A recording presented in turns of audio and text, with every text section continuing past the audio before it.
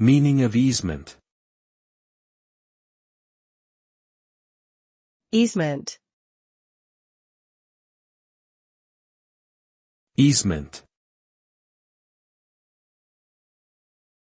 Easement. Easement. An easement is a legal right to use or access someone else's property for a specific purpose, such as to cross it or to use a portion of it. This right is granted by the property owner and can be granted for a limited period or indefinitely.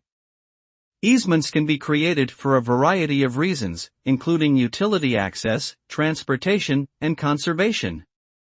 They are an important aspect of property law, as they allow landowners to grant certain rights without giving up ownership of their property.